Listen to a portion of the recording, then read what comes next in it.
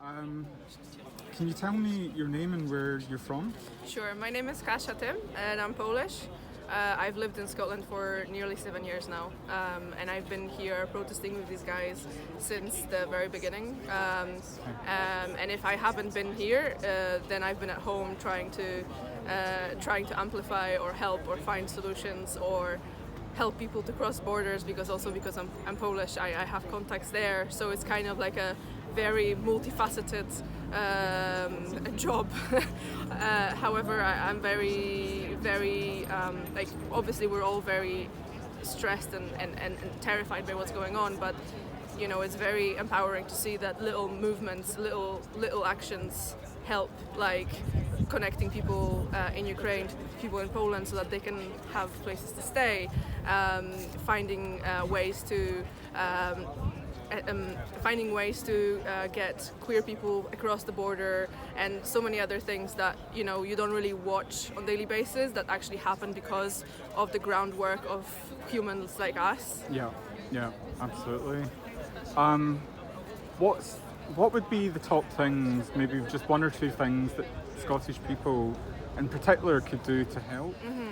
Well, first of all, obviously, I would say first of all, obviously, is the financial support and donations and that kind of stuff, because, you know, if we donate money, then people on the ground can purchase what they need in order to get people to health, to safety, get them food, you know, all that kind of stuff. And being the much more rich country, obviously £1 is worth much more in Ukraine and Poland. So that is the power that we can use, being UK earners. And then also going to protest, speaking up, educating people is very, very, very important, because if we do that, then there's going to be a bigger turnout on protests, there's going to be more activity in offering places to stay, there's going to be more action in terms of donations, signing petitions, and once that happens, you know, the political movement moves with it, because ultimately we still are a democracy, and it is our democratic privilege to speak our views and inform others why those views are important.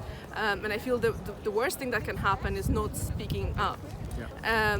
Because, you know, it's very nice to offer kind of nice words, but the main thing is that we need action, and we need to put pressure on government, on this government and on NATO and on, you know, every single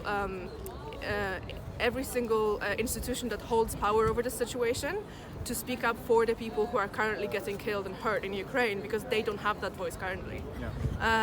So I would say educate, talk, speak up, show up, sign petitions, educate people around you, speak to your friends, speak to your mother, speak to your child, tell them why this matters, because these voices spread out.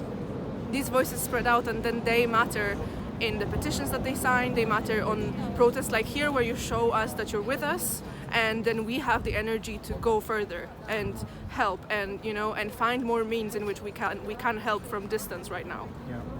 What are the groups here today, and how do people get involved?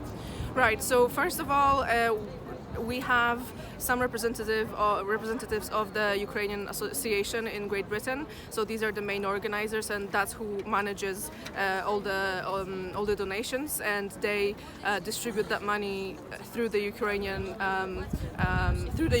kind of associations.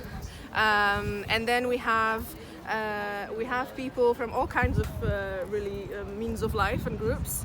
I'm wearing a queer flag because I am here representing those who have issues under oppression in the situation, because obviously being in a war situation, being in war affects those who are already under oppression even more. Absolutely. So, for example, trans women cannot leave because their IDs has the male marker, or queer people are afraid to get transported to borders because they don't have a car, so they have to ask a stranger to transport them, and then that obviously puts them at risk, because, you know, Ukraine is still an Eastern Europe country where there is not that much legislation against discrimination. So it's not as simple as getting into a stranger's car. And then on top of that, you know, there's various risks of assault and being vulnerable just because of their sexual orientation or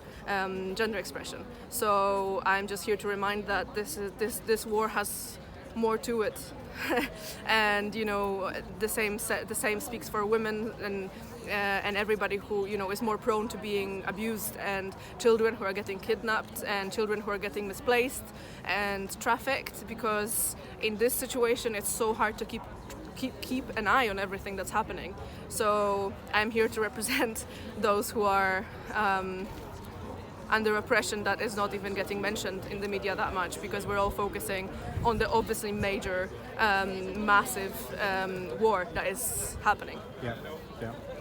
Okay, thanks very much. I'll ask you more another time, Yeah, I'm sure. absolutely. But, I'll be here. I know obviously you want to get on and Yes. there's speeches and things Thank to you. do, so I really appreciate that. No, thank you so much, and yes, speak to you again. Okay, thanks.